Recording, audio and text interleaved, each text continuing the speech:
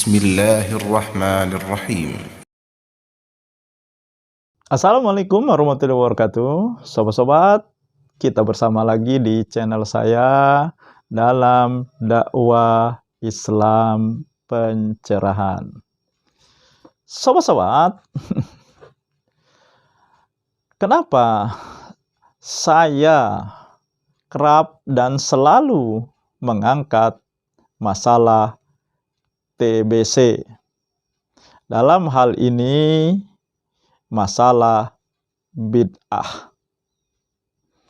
Karena sobat-sobat, amalan bid'ah ini seperti api dalam sekam. Dia akan membakar, menggerogoti amal ibadah kita menjadi hilang, sirna, hapus sama sekali oleh karena satu amalan bid'ah.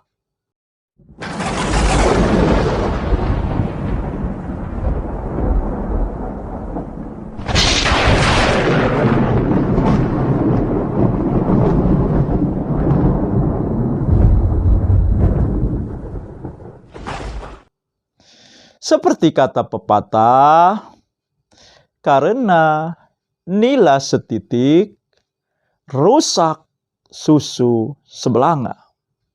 Amal ibadah kita yang sudah lama kita lakukan, mungkin sejak kecil, sejak akil balik, atau sudah berpuluh tahun kita lakukan, akhirnya semuanya tak berguna karena satu amalan bid'ah yang dilakukan.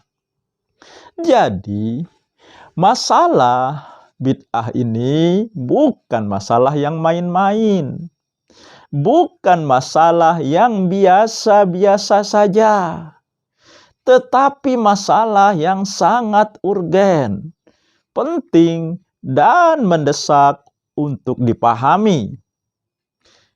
Namun, yang membuat amalan bid'ah ini menjadi samar-samar, menjadi seolah-olah dibolehkan oleh agama, adalah adanya orang-orang yang mempertahankan, membela, melakukannya. Bahkan mereka hadirkan dalil-dalil untuk itu. Yang mereka lakukan seperti yang dilakukan oleh pihak Aswaja, misalnya Sani Oye, Gus Jaka, adalah mempersempit makna bid'ah. Mereka persempit hanya yang tidak dilakukan Rasulullah atau yang hanya dicontohkan oleh Rasulullah. Padahal makna bid'ah adalah setiap amal ibadah yang menyelisihi sunnah Rasulullah. Sedangkan sunnah Rasulullah adalah meliputi perbuatannya, perkataannya, diamnya, dan persetujuannya. Bukan hanya dipersempit oleh Gus Jaka dan Sani Uye yang tidak dicontohkan, yang tidak dikerjakan. Ini adalah akal-akalan untuk mencari celah dan memposisikan, mendudukan amalan bid'ah mereka seolah-olah ada dalilnya, seolah-olah dibolehkan oleh syariat.